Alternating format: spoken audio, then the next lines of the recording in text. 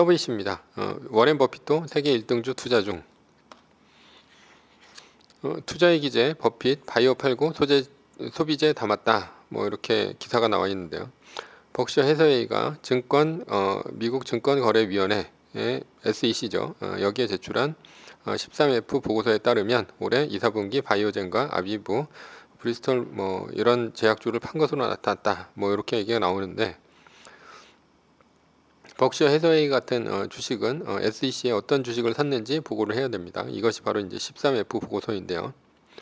여기서 가장 큰 것이 뭐냐? 이게 이제 애플입니다. 애플이 51.46%, 뱅크 오브 아메리카가 17.63%, 아메리칸 익스프레스가 10.39%, 코카콜라가 8.94%입니다.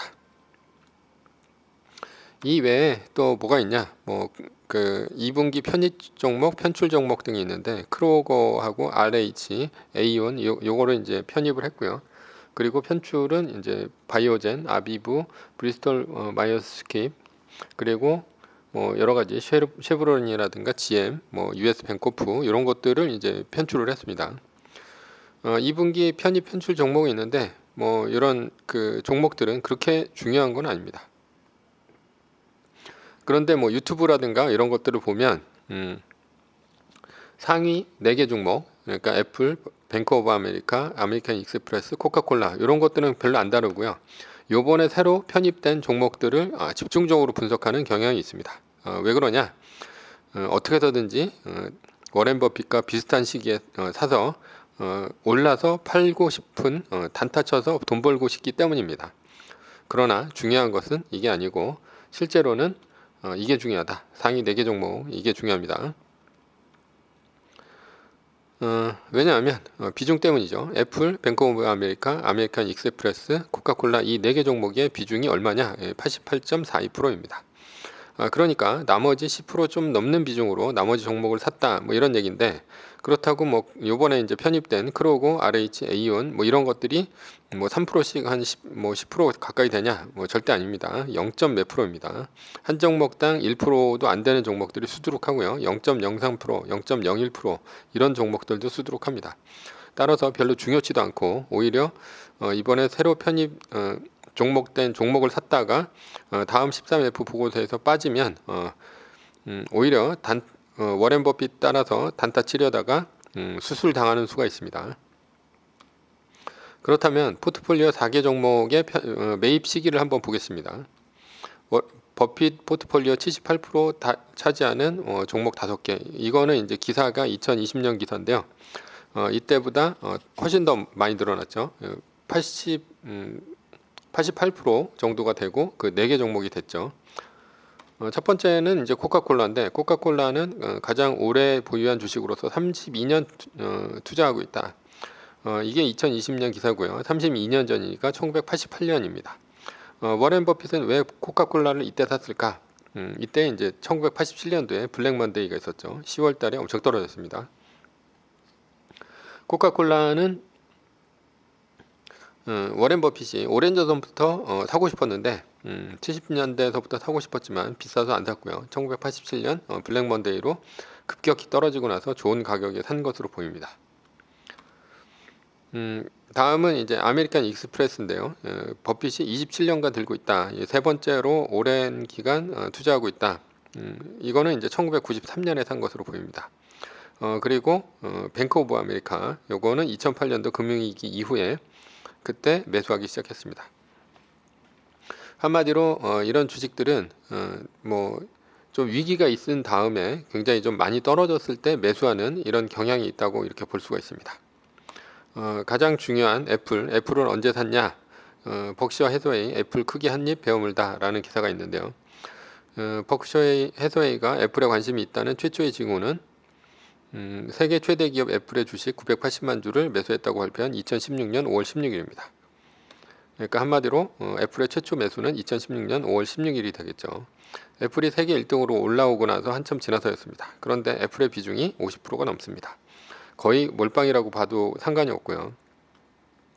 왜냐하면 애플 이외의 모든 종목을 합쳐도 애플을 못 따라가고, 그리고 세계 종목, 뱅크 오브 아메리카라든가 아니면 뭐 코카콜라라든가 이런 것들은 그 전에 한참 전에 샀기 때문에 최근에 산 종목은 사고 팔고 하지 않고 최근에 산 종목은 애플이 유일하다 이렇게 볼 수 있습니다.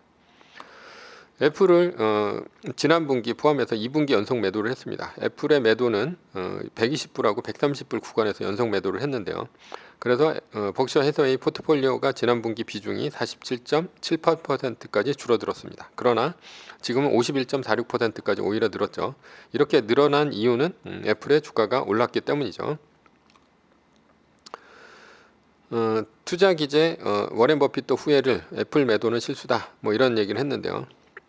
버핏 회장은 애플의 일부 지분을 매도한 것을 후회하기도 했다. 애플 투자로 상당한 평가 이익을 올렸으나 4분기 보유한 애플 주식을 3.7% 매각했다.